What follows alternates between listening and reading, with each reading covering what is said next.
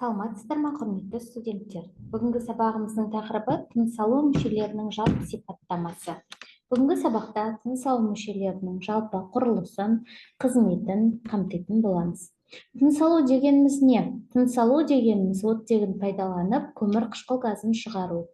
Сүтқоректілердің тыныс алу арнайы мүшелер арқылы жүргізіледі. Тыныс алу мүшелері танау мен жұтқыншақтан, кеңірдек пен бронх тамырларынан және де негізгі тыныс алу мүшесі өкпеден құралған. Ол көптеген альвеолалардан тұрады. Өкпе кеуде қуысында орналасқан. Кеуде қуысы омыртқа жотасының қабырғаларынан, төс сүйегі мен диафрагмадан құралған.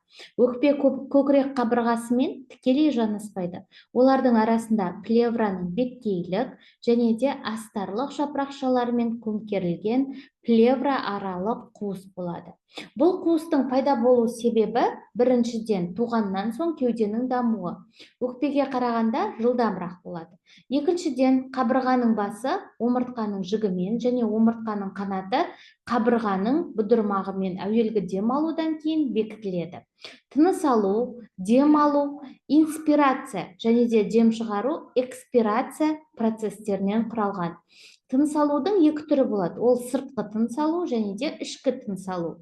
Сыртқы тыныс алу дегеніміз өкпе мен қан арасындағы газдардың алмасуы, ал ішкі тыныс алуда газдар мен қан клеткалары арасында алмасады.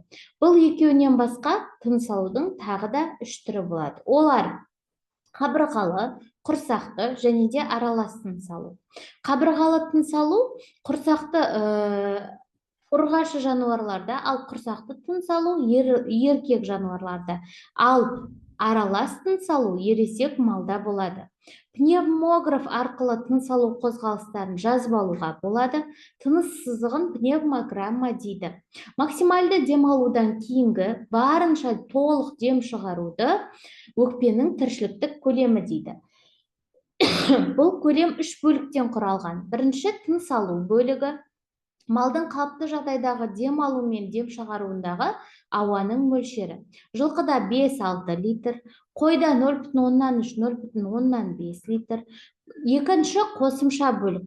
Қалыпты дем алған соң, дем шығармай қосымша тағы да дем алуындағы ауаның көлемі. Жылқыда 12 литр, қойда 0,5-1 литр. Үшіншісі резервті бөлік. Қалыпты дем шығарған соң, дем алмай, қосымша дем шығарудағы ауа көлемі. Өкпенің жалпы көлемі тіршіліктік көлем мен қалдық бөліктің қосындысынан құралады. Қалдық бөлік өкпеде үнемі болатын ауаның көлемі. Дем алған кезде өкпеге атмосфералық ауа барады.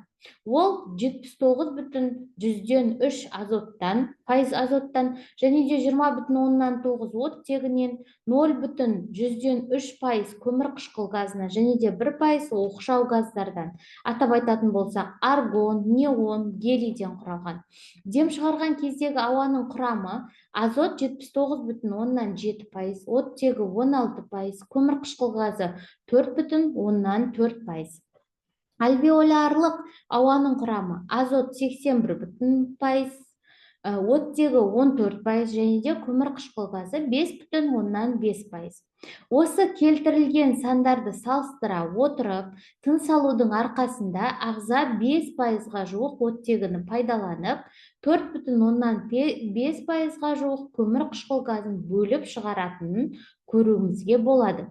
Енді шығаратын дем мен альвеолярлық ауаның құрамына келсек, шығаратын ауада оттегі альвеолярлықтан көп, ал көмірқышқыл газы аз болып табылады. Мұның себебі дем шығарған кезде алдымен газдар алмасуына қатыспаған, зиянды кеңістікте сақталған ауа, артынан альвеолалардың ауасы шығарылады.